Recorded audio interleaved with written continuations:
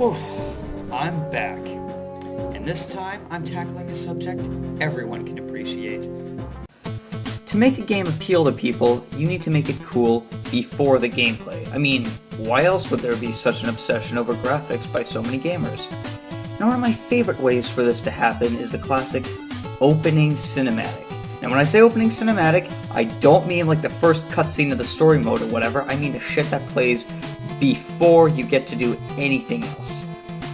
And as usual, I'll just use one cinematic per franchise, but I'm going to ignore the play before put rule. Now with that out of the way...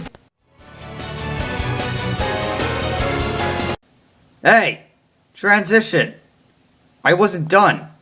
If you do that again, I'll...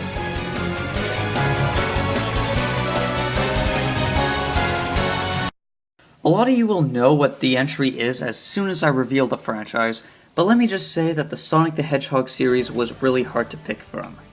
There was the classic Sonic Boom opening from Sonic CD with its kick-ass music, Sonic Heroes with its animation that just screamed, "This game will kick ass," and Sonic Unleashed, which gave you a delightful taste of what was to come. But the opening that did all three of these was Sonic Chronicles.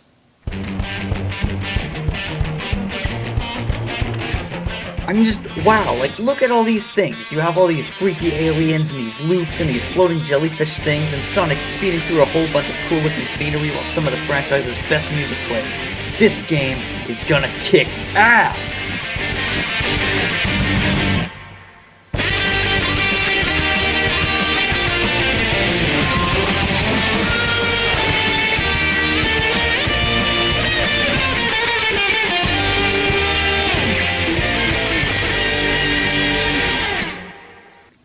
And then you find out that it's an RPG/rhythm game and cry yourself to sleep.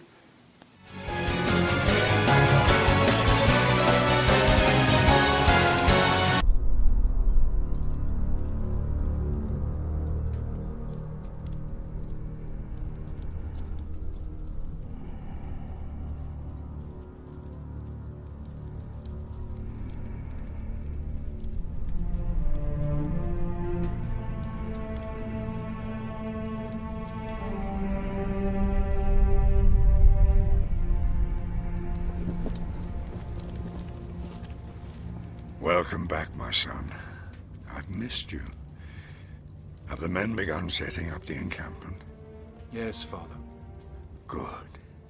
This is lush, fertile land. I think we can make a home here. I agree. We will do well in this place. Come, sit with me and listen. I've had a dream of our people's future. It was glorious. Glorious. I saw our people spreading throughout the land and across the oceans, expanding our kingdom and discovering new people and great riches in faraway lands. We built wondrous monuments honoring the gods, which reached up to brush the very fabric of the heavens. And then I saw a vast city with great buildings of stone, each more magnificent than the last. The streets were filled with our people, in numbers beyond counting. There was suffering as well, great and terrible, brought about by the torments of war. But we were strong, and we brought victory to our people. There my dream ended, and my story as well. For it has been revealed to me that it is your future I dreamed of, not mine.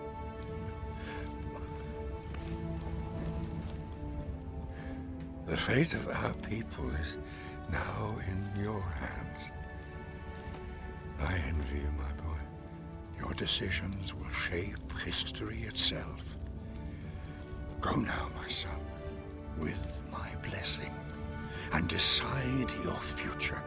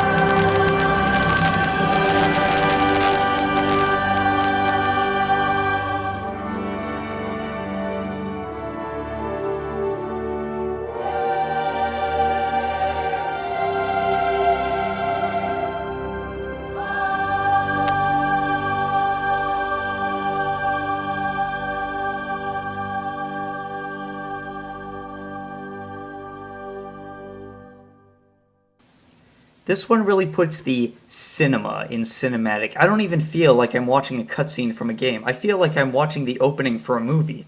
And who are these gentlemen that laid this nation of presumed badassness? I don't know. Do we see them again? Well, I've put dozens of hours into this game and I haven't seen them since. I can only assume they and their shadowy samurai army have achieved greatness. Rock on, whoever the fuck you were.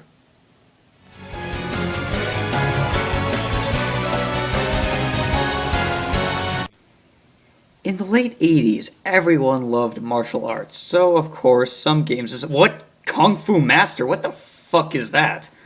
No, this entry comes from a better game. Ladies and gentlemen, I give you Ninja Gaiden.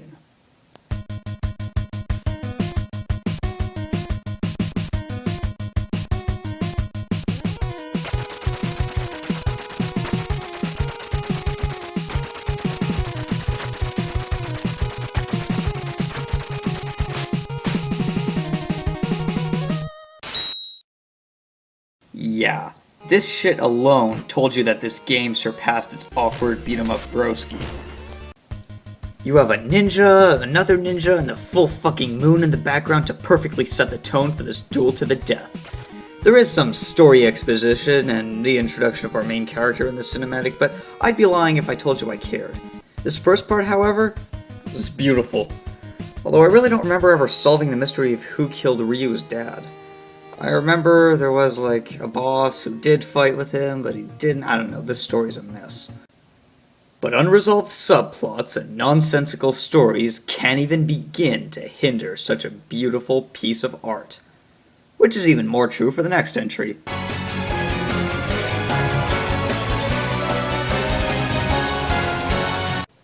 I really don't understand the plot to Wild Arms for PS1. I should probably stop watching the Super Beard Brothers Let's Play and actually play the game. However, I don't need to do that to know that this opening kicks ass.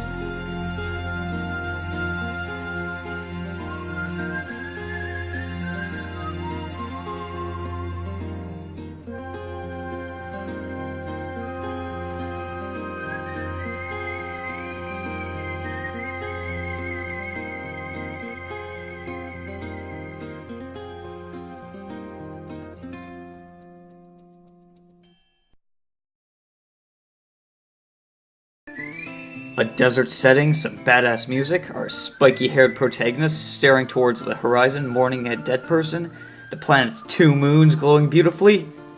Is this Trigun? Actually, this probably isn't Trigun, judging by how none of these characters were in the anime. Actually, I wish these guys were in the anime, except maybe the girl with the book, because she's kind of out of place.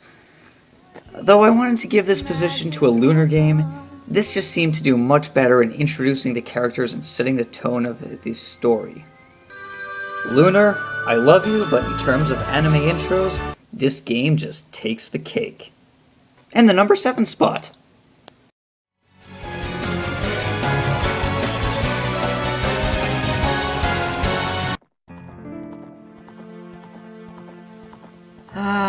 Ocarina of Time.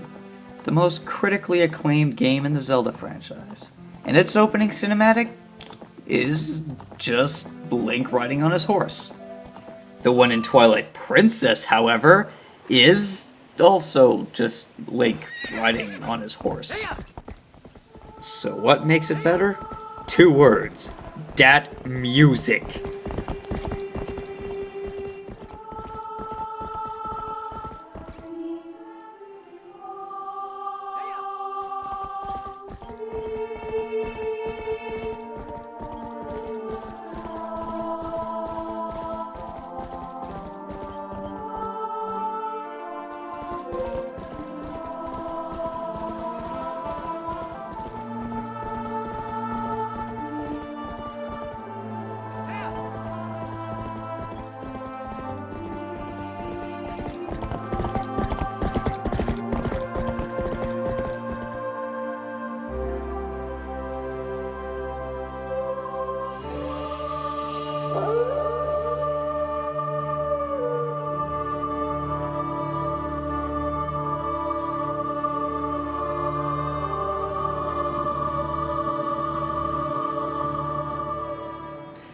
Twilight Princess may not have been the most epic Zelda adventure, but I still think this part deserves more attention. Everyone's always like, oh yeah, Zelda music. There's the original, there's A Link to the Past, Link's Awakening, who cares about the rest?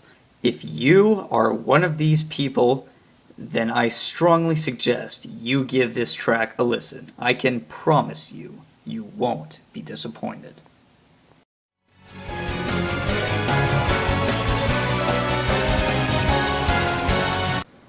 Me and Rabbid Luigi have a lot in common. We like Luigi better than Mario, we have the same first name, and we were both big fans of the original Kid Icarus on NES. I especially like the part late in the game where it turns into an on-rails shooter, but I was never sure of whether or not half a game like that would be good. But all my suspicions were put to rest literally the moment I saw this.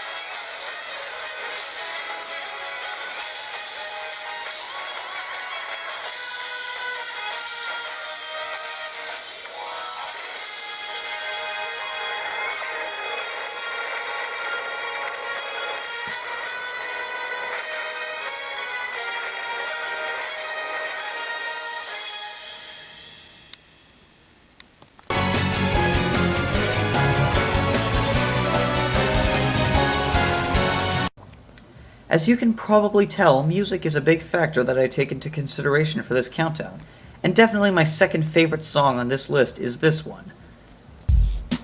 Here we go. Finally here. Performance for you. If you know the words, you can join in too. Put your hands together if you wanna clap. As we take you through this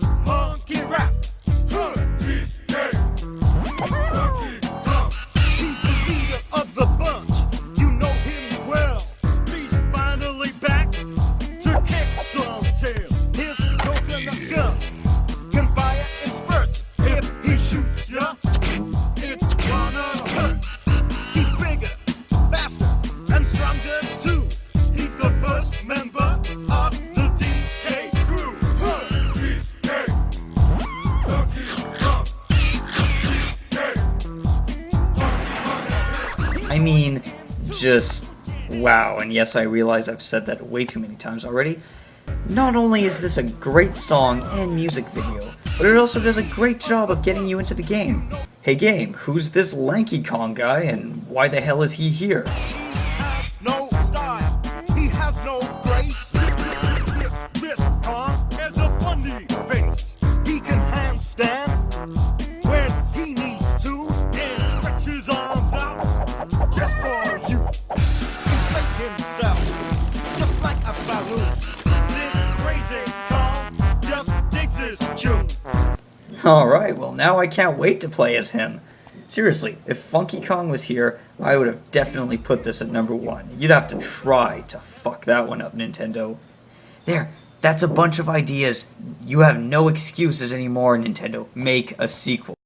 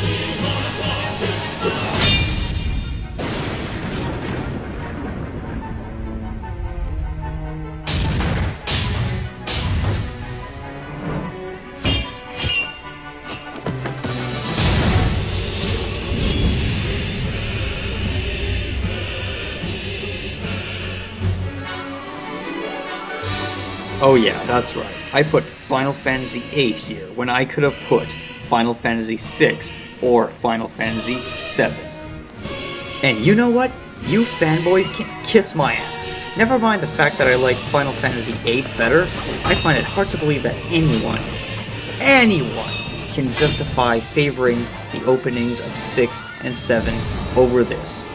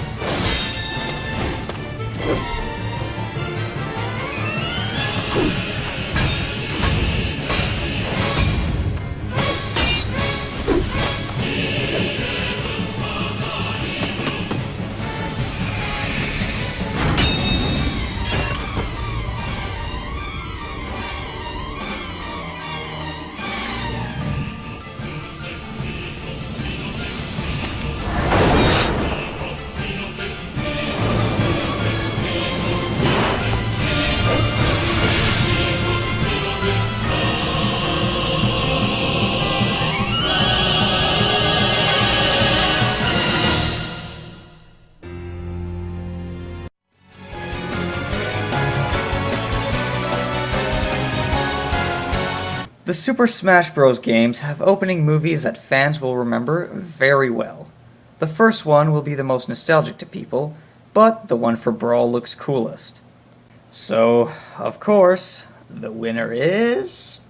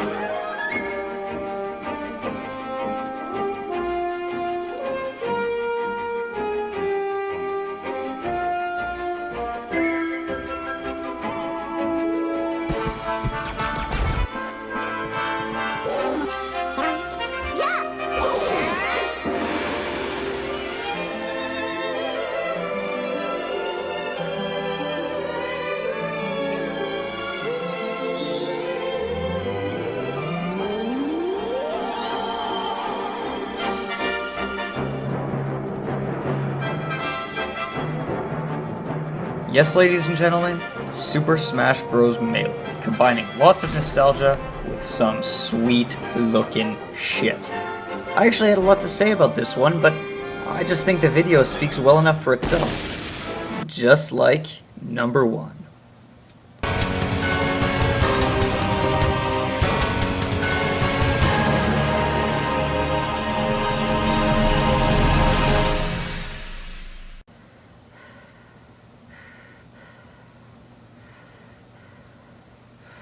Banjo-Kazooie.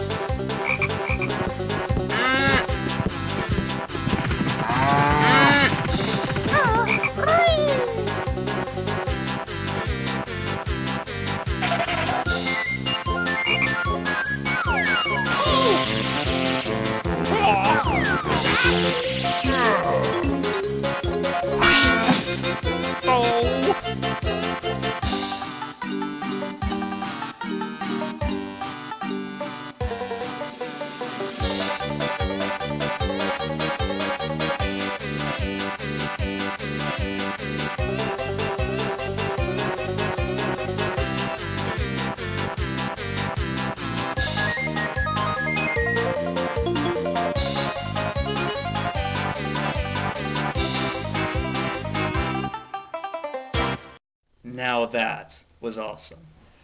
I'm Erdrick the Chocobro, and it's good to be back.